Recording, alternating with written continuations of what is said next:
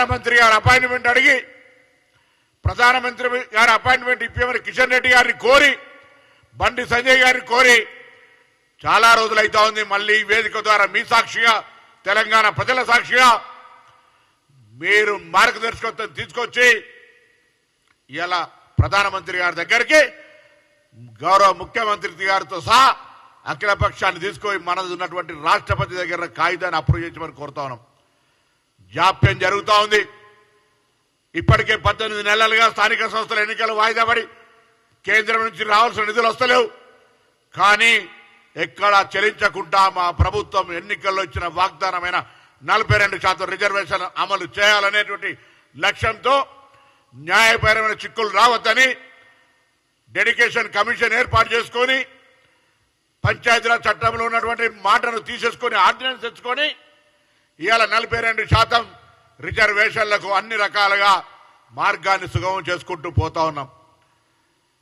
కానీ పుట్టుకతోటి బలహీన వర్గాలకు వ్యతిరేకం మండల కమిషన్ వస్తే కమండలం పేరు మీద రిజర్వేషన్లు కనబడకుండా చేయాలనే ప్రయత్నం చేసినారు. తెలంగాణ భారతీయ జనతా పార్టీ అధ్యక్షుడు ఒక బలహీన వర్గాల బిడ్డ బండి సంజయ్ ఉంటే పీక్ టైంకి వచ్చేటప్పటికి కారణం లేకుండా తొలగించేసారు. ఇవాళ భారతీయ జనతా పార్టీ తెలంగాణ పెద్ద ఉద్యమం జరుగుతుంటే బీసీలు ముఖ్యమంత్రి అభ్యర్థిని ప్రకటించిన పార్టీ శాసనసభ పక్ష నాయకుని బీసీలకు ఇయ్యలే. పాయల్ శంకర్ లాంటి సమర్థవంతమైనటువంటి బీజేపీ నాయకుడు ఉన్నా ఇవాళ మళ్ళీ అర్హత కలిగినటువంటి 4 పార్లమెంటు సభ్యులు అరవింద్ గారు, బండి సంజయ్ గారు, ఈటల రాజేందర్ గారు, ఆర్ కృష్ణయ్య గారితో సహా రాజాసింగ్ గారు ఇవాళ బలహీన వర్గాల బిడ్డ పార్టీ నిర్ణయం మీద గొంతెత్తితే ఆయన రాజీనామా కూడా పార్టీ నుంచి ఆమోదింపజేసినటువంటి పార్టీ. ఇవాళ అడుగుతా ఉన్న తెలంగాణలో భారతీయ జనతా పార్టీ తన స్వరూపాన్ని బలహీన వర్గాలకు వ్యతిరేకంగా చూపెట్టి ఉండొచ్చు. నేను బలహీన వర్గాలకు ఉన్నటువంటి బీజేపీలో ఉన్న నాయకత్వాన్ని కోరుతా ఉన్నా. నా మిత్రుడు విద్యార్థి నాయకుడు కాచం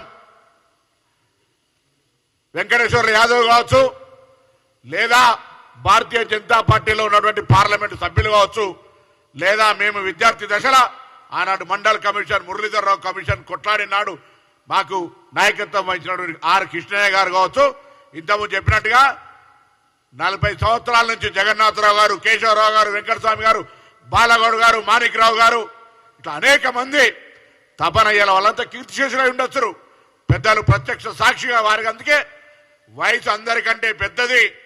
ఇప్పుడున్న రాజకీయ జీవితంలో మల్లికార్జున గారితో సహా ఉన్నటువంటి వయసున్న వ్యక్తి 2 చేతులెత్తి దండం పెడతా ఉన్నాడు. అర్థం చేసుకోండి. ఇంత పెద్ద కార్యక్రమం జరుగుతూ ఉంటుంటే రాజకీయ పార్టీలో ఉండొచ్చు మీరు. మీ పార్టీ ఒక ఇంట్రెస్ట్ మేము కాదనం. కానీ దానికంటే పెద్దది ఇలా సమాజంలో ఉన్నటువంటి అట్టడుగు వర్గాలకు సంబంధించిన బలహీన వర్గాల అభివృద్ధికి స్థానిక సంస్థల ప్రజాప్రతినిధుల ద్వారా రేపు చట్టసభల్లో ప్రవేశించేటువంటి వేదిక. ఆ స్థానిక సంస్థల్లో నోటి కాడి కూడును చెడగొట్టద్దేమని మీ పార్టీలో మీరే ఒక రెబల్ థ్రెటన్ గా మారాలి తప్ప ప్రభుత్వ నిర్ణయానికి ఎక్కడ కూడా విమర్శించేటువంటి పరిస్థితి రావద్దని కోరుతా ఉన్నా. ఒకవైపు సాయంత్రం క్యాబినెట్ అయి బయటకు వచ్చి ప్రెస్ కాన్ఫరెన్స్ చేసే లోపల ఇంత పెద్ద లంబా స్టేట్మెంట్ వచ్చింది. ఒకటి ఆశ్చర్యపోతా ఉన్నాం. ఒక రైతు తన భూమిలో పంట పండించడానికి కష్టపడి పంట మొత్తం పండించి ఆ ధాన్యాన్ని ఎడ్ల బండ్లు వేసుకొని పోతే కింద ఎడ్ల బండి కింద నడుస్తున్నటువంటి ఎవరో ఈ బరువంతా నేనే మోస్తా ఉన్నా, ఈ పంట నేనే పండించినా అన్నట్టున్నది. కామారెడ్డి డిక్లరేషన్ నుంచి మొదలుకొంటే కాంగ్రెస్ పార్టీ నిన్న జరిగినటువంటి తెలంగాణ ప్రజాపాలన ప్రభుత్వ కేబినెట్ నిర్ణయం దాకా ఎక్కడ కూడా అడుగు మెదపలే, కదపలే, వెనుకకు తిరగలే.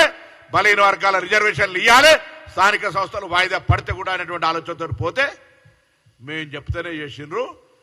మా ఒత్తిడికి తలొగ్గి కేబినెట్ నిర్ణయం తీసుకున్న సంతోషం. కానీ